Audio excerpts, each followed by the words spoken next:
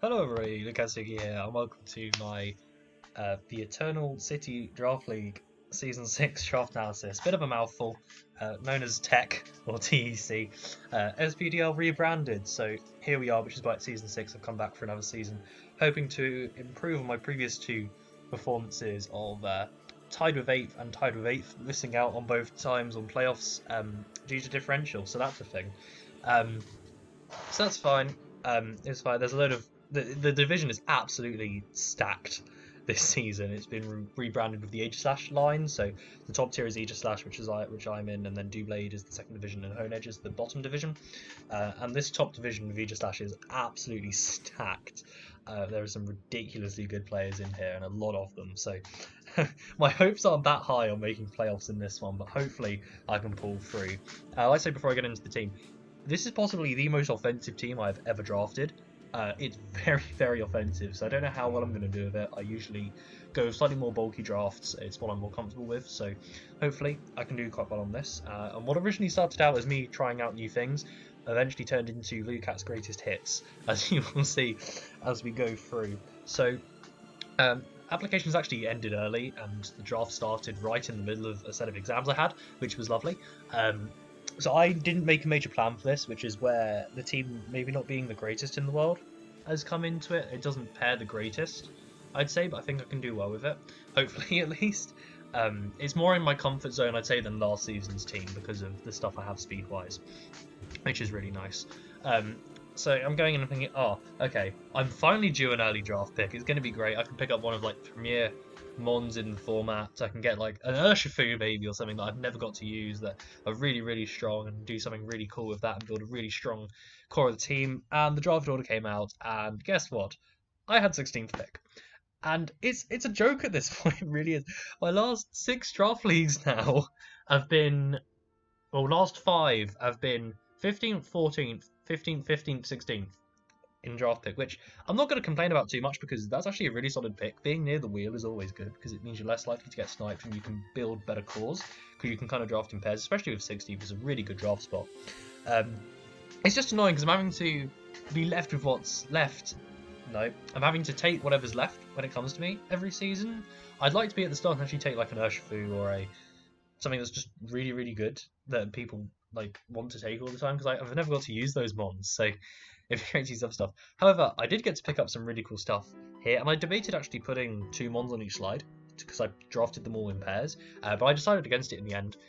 So it comes all the way to me in 16th pick, and I had a decision to make. There's some really good stuff on the board. I originally had made a Zygarde plan with like Zygarde, Mega Pidgeot, Infinite was going to be on that team potentially, but that was based on me having like probably a mid to early pick. I was maybe going to just dip slightly early for Zygarde, take Jirachi coming back, and then go for Infinite round 3. But Jirachi actually got taken towards the end of round 1, so that kind of died in the water because I wanted to use Mega Pidgeot rather than Mega Aggron, and that team doesn't really work without a really good Steel type, so I was saying that's maybe not the smartest idea. Other idea I had was Coco Gliscor was kind of the realistic thing I looked at and saying, okay, Coco has fallen to 16th for the last 2 seasons, and in minors I believe it did. And Gliscor is always like a round 2 pick. So I'm like, okay, that's actually a realistic core I can get. They pair nicely. Then Gliscor actually went really near the start, so that all kind of got ruined. However, Coco did stay around. I was like, yeah, we got to go for it. And Coco's Fall from Grace is a weird one because I think there's 2 reasons for it. Well, 3 reasons, I guess. One, power creep. It's not the most powerful thing in the format anymore. A lot of stuff like your Urshifus have come in. Mega Diancie's gotten a lot better. So stuff like that are kind of overtaken in terms of being the greatest mons. 2, it's just that everyone's used it, which is why it keeps falling. Obviously, I haven't because I didn't play that much draft during Gen 7. This is the most draft I've ever played in my life. This is like a second league going on at the same time for like only the second time in my life, and there'll be a third one starting up soon. Ooh. And I don't know why I made that noise. But a lot of people have used Coco, and they're like, I'd rather use new stuff, so they're not going to use Coco again. And Coco hasn't changed that much. And 3, the fact that it spent a solid 4 months or so with Play Rough, due to that leak, when it was still with Play Rough, basically physical and special were kind of just as good as each other. Coco was probably still the best mon in draft, in my opinion at least, because physical and special were just with each other. There were so many options. You didn't know what Coco you were trying to check in a matchup. It was ridiculous. And then when it lost that, I think people went a bit cold on it. But it's still the same Coco it was before. That is incredible. 130 base speed is unreal. Just being an electric type is great. I learned how much you need an electric type last season to threaten certain mons. It's great. Fairy is a great typing offensively at dealing with dragons. Coco's even got defensive usability. It's got a good HP stat, got decent defenses, got a good defensive typing. Electric is such an underrated defensive typing in my opinion. It's really, really strong defensively, has really key resists with flying and steel, which make it awesome. It can switch into stuff, and obviously Coco doesn't resist steel because it's a fairy type, but the flying one can still work out there for me. It's great. You can still run physical. It gets like Brave Bird on the physical side and Wild Charge, so you can still do that. It gets U-turn or Volt Switch, so you can tailor that to the matchup you're in. And you can even do like Calm Mind stuff, which is awesome, and terrain is cool. Makes obviously your electric moves really strong, and you can run Electric Seed and do shenanigans with that. And I paired it with Celesteela, and it's the fact that I've got Tapu Koko and Celesteela, probably, if not the two best, like probably two of the top 5 best mons in Gen 7 draft. Power creep is unreal, and like usability is unreal, because of how much people have used these mons and just don't take them anymore. But Coco and Celesteela are still 2 brilliant mons, and they pair really nicely. If you think about Coco's weakness to ground, Celesteela's immune to that. Coco's poison weakness, Celesteela's immune to that, which is really, really cool. And although Coco does resist electric for Steela, although obviously terrain then boosts the electric move, so I'm not actually sure how the calc works on that. I have to check it out. Celesteela is just awesome. It's just very, very bulky. If it got reliable recovery, it would be banned, pretty much, because it's that good. Like, it has to rely on Leech Seed, unfortunately. Leech Seed Protect is strong. It gets good coverage. Stuff like Heavy Slam and Earthquake is very standard. It also gets Flamethrower and Giga Drain and Air Slash, like really solid coverage moves.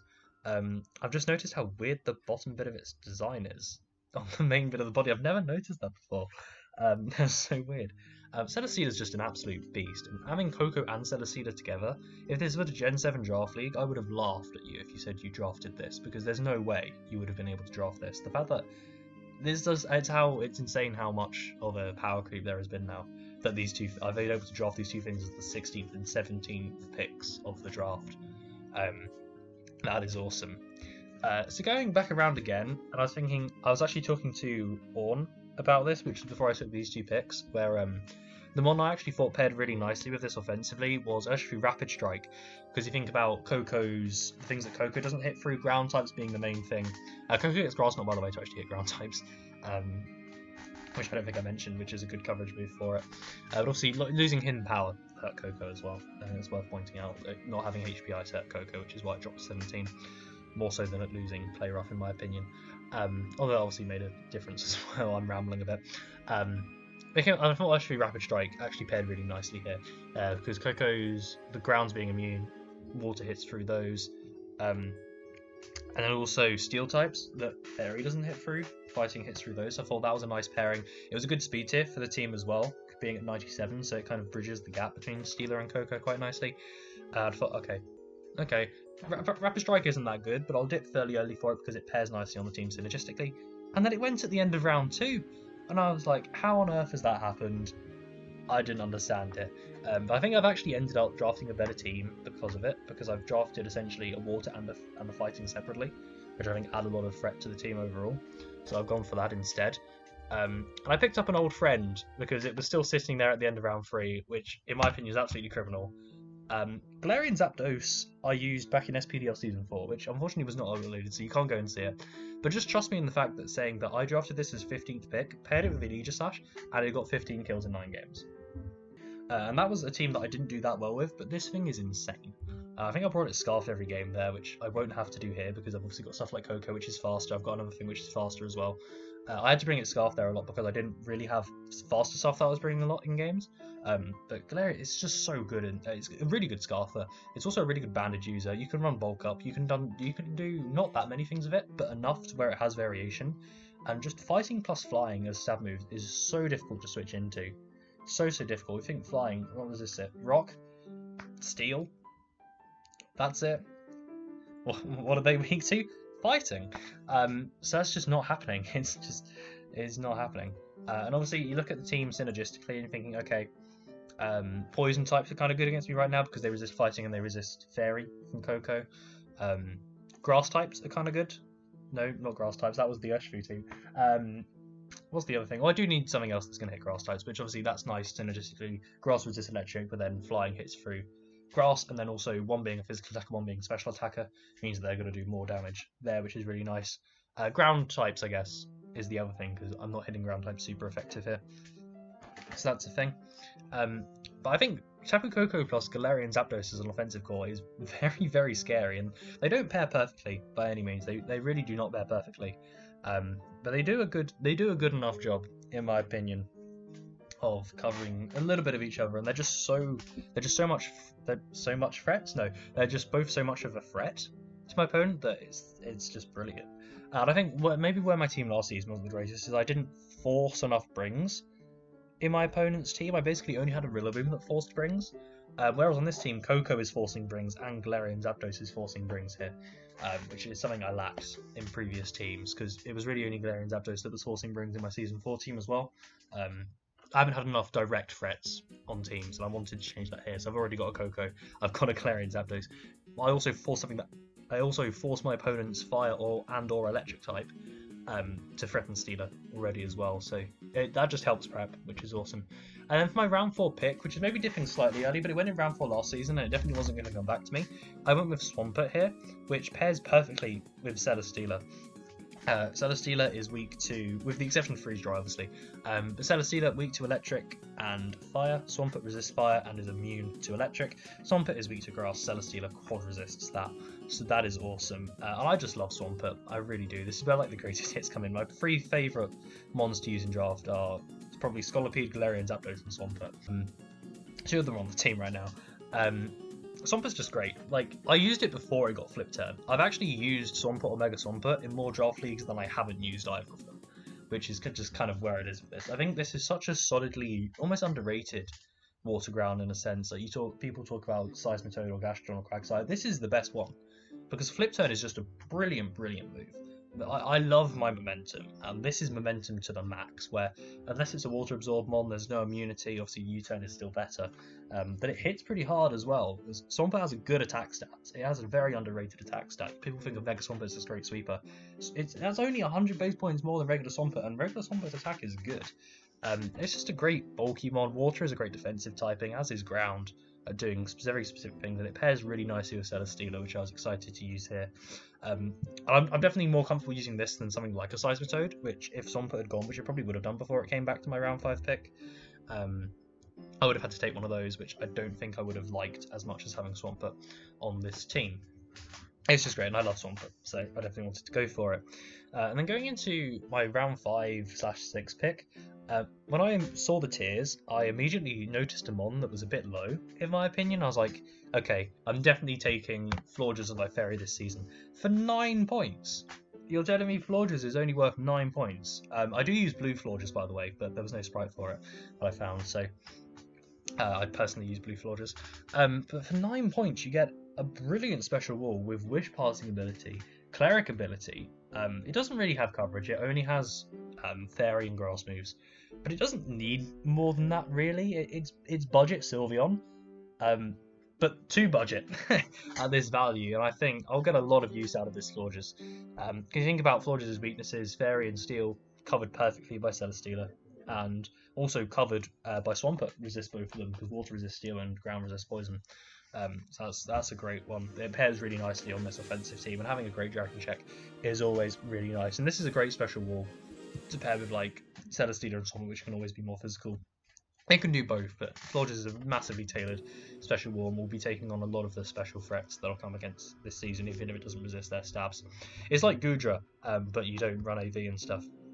I just think it pairs really, really nicely here, and I was like, I definitely want to get this because it works so well point-wise. It's easily my best value pick in this draft, and I really like the fact that I got a lot of value out of it. And for the 6th pick, things went a bit wrong here, and the original pick I actually took was Mega Pidgeot at this stage, and this is where I made a bold call when I was then remaking this team. I only then made a draft plan after the 4th pick, and the one I had originally wasn't good. Last season, I drafted Azelf and Aerodactyl for speed tiers, basically. Aerodactyl worked well, and I think Aerodactyl was good on the team. Azelf was not. I drafted Azelf pretty much purely for a speed tier. I didn't want to do that again. I didn't want to keep drafting ones for speed tiers. Because although speed tiers are important, they're not the be-all and end-all, and having a synergistic team that works well together, that's more important. So the team I originally had Zygarde 10% and Mega Pidgeot on it, which is great for speed tier wise, 115, 122, and the 130 with Coco. That's perfect. That works really, really well. That's covered all the speed tiers. But if you think about synergistically how that works, I don't need 3 flying types on a team. That leaves me so electric weak, and so ice weak, especially with Zygarde being quad weak to ice as well. It's so ice weak and so electric weak. That's like it literally makes no sense. I've already got Zapdos to hit flying types for Coco. I need something to hit poisons, which is like ground type works really well there, or psychic works well. But ground I thought worked well because it also hits steals that maybe aren't appreciated by Coco as well. So oh yeah, Zygarde 10% plus Mega Pidgeot works really well, and that was where I was kind of going, okay, I wanted to use this Zygarde Jirachi Infinite thing with Mega Pidgeot. It's like, and then Thunder actually DM'd me and was like, can we work out a trade for you to give me Mega Pidgeot after I took the pick? And I was like, actually looking at this team, yeah, I'm going to do it because it makes my team better. So I actually got him to pick this next Mon, and then we traded it in Grace afterwards, which I think makes my team better overall. And I've gone with Scolipede here, and this is where it's just Lucat's greatest hits, because I have my 3 favourite Mons in draft to use. Scolipede is a beast. Protect plus 3 attacks is speed boost. Doesn't have many switch-ins. There's not many checks to it because of the insane coverage this thing gets. Mega Horn plus Poison Jab already hits a lot of the metagame. Add Earthquake to hit steals and poisons. Add Rock Slide to hit flying types. And then add Aqua Tail to hit stuff like Landorus. And you have the entire Mon roster covered, pretty much. I love this thing. Absolutely love it. I believe it's second in my all-time kills ranking. Having only used it for 1 full season, I've picked it up in free agency a couple of times. Let me just check that. I think it's second, or Greninja might be second. It is second. Galarian Zapdos is third, and then Mega Swampert is first, because I've used that twice. But Scolipede is just awesome. It gets great coverage. It has a great base speed stat at 112. And I'll talk about this now because Scolipede is here. But that is the second fastest thing on my team, other than Coco. So I do have a 29-point speed gap. Not 29, 19-point speed gap, which is far from ideal. But as I said, I didn't want to focus purely on drafting stuff for the speed tiers when there was stuff that worked better synergistically on the team. And that's just a change I've made for this season, and hopefully it pays off. The only things that can then run adamant is stuff at like 127 base speed, which like I can't even think of one of those. So I don't think it's the end of the world. And Scolipede with Protect and Speed Boost is basically a Scarfmon constantly. It's basically like 150 base speed, which is ridiculous. It's really, really strong. It's one of my favourite Mons to use. I absolutely love it. I've had great success with it in the past, and hopefully I do well with it again. So Thunder picked that up for me, and we traded it post in Grace, and then it was like 5 picks after I actually picked it for him because he asked me to. He left it with me, and it was like 4 or 5 picks later. It's then my pick, and I pick up the stuff that I think completes this nicely for me. I pick up Landorus Incarnate here, which is a bit of a bargain. Not bargain. It's a risk because I don't think this thing is that good. I can't run Sheer Force. I have to run Sand Force. But it's still great. It's got a good speed stat at 101, although it doesn't really do anything for me on this team. It's still fast. And then it's that ground type for me that hits the poisons well that I kind of needed to do. Scolipede can obviously hit them as well, and steals and stuff as well. There was something else that Scolipede is hitting. I guess grasses for Coco. Yeah, Landorus Incarnate is just good at doing what it does. The unfortunate thing with it though is that it doesn't get a good flying stab. So I do have to rely on like a non-stab Sludge Bomb to hit grass types, which is still fine. And then ground is obviously going to hit the steals and poisons as well. And having another ground is always nice when I've got the number of electric weaknesses I have. I say that it's 2, but it's 2 in electric terrain, so it's always nice to have that. And having an offensive ground is really nice for this team as well. And it gets a lot of really great coverage both on the physical and special side. It's a knockoff user, which is really nice as well. It's actually my first of those, which, yeah, my knockoff wasn't great. Florges is a hazard remover. I never mentioned that. Coco gets defog, Florges gets defog, Landorus gets defog, so and Zapdos does as well. So while they're not necessarily, Florges is obviously a really reliable one, but while the other ones aren't necessarily the most reliable one, between them they can work out a reliable way to remove hazards this season, which is great. So that's always really nice. I've been a bit scatterbrained with this, so apologies for that. But I think hopefully this can do really well. I don't know how many good matchups it's going to have, because obviously all the teams are really good. Everyone was basically drafting smart, which is how I was able to get Coco, Steeler, Galarian, Zapdos like that. It's because everyone was drafting smart and dipping lower in points to get stuff that competed cores well. So there aren't teams that have glaring holes in them. So it's going to be very tough to build. And I've already made like mock builds for most of the teams. And it's really tough to work out what to do with them. So I think Landorus can do really well though. It just needs the right matchup to do it. It can obviously run stuff like Rock Polish. It can bulk up as well. It can do other stuff as well. So it's a really good mon. Obviously, it's not Sheer Force. I will restate it is not Sheer Force. That's why it's even legal. It's down in 13. It's impressive how much difference an ability can make. It makes it banned to only 13 points, which is pretty insane. So I'm going to the 8th pick, which was just after, and I will give a lot of credit to Orn for this one.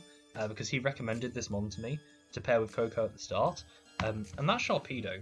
And yeah, it's that offensive water I wanted to pair nicely with Coco to hit those ground types, which is awesome.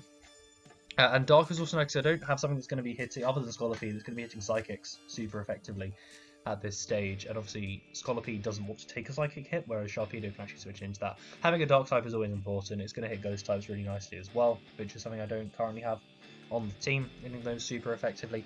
It's another speed boost mon. I've got both. Well, I haven't got Yanmega, but I've got the other two, and I've had success with Scolipede with speed boost in the past, so hopefully I can do the same with Sharpedo here. It also gets Aqua Jet priority if I need it to do that as well, but it's got great coverage, both physical and special. It gets like close combat, poison jab, Ice Fang on the physical side, and it gets like Ice Beam, and that's it on the special side, I think. But it's just all the coverage you need. Water plus Dark is great stab combination on its own, and hopefully I can do a lot of Sharpedo here. Orn used it very effectively last season and highly recommended it, so hopefully I can do him proud on that one. But I really like this pick, and I basically then picked up one more mon to complete the kind of offensive core here. As you can see, I've basically only got Celesteela, Swampert, and Forges that are purely defensive. Everything else is offensive. Coco can be defensive. Galarian Zapdos can switch into some hits. Landorus Incarnate has bulk. So it is a very offensive team compared to what I'm used to. And the same thing goes for the next pick, which is Delphox. And having a Fire and a Psychic type on this team is really, really nice because it's another thing that threatens poisons nicely. It's another thing that threatens grass types nicely. So everything is built to let Coco do well here, pretty much. Which I really, really like. I've got such a great offensive bubble around that Coco that it can just go absolutely bananas and doesn't have to worry about coverage in matchups as much. I can run better Coco sets essentially and get more kills with it rather than worrying about, oh, I need to run this move in this matchup because otherwise I can't hit through this. I've got other mons to do that for me. Delphox is also, other than Sharpedo, which is as frail as a soggy sandwich, it's my first proper ice resist, which is nice. Celesteela and Swampert can both take on non-freeze dry ice moves nicely, and Celesteela can take on freeze dry nicely as well.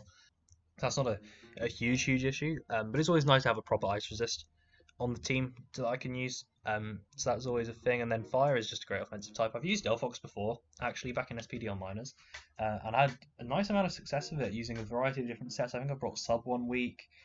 It was like Subcon Mind. I think I brought Scarfed 1 week. It can do a lot of cool things, and it fits nicely on this team. So hopefully I can use it very nicely again.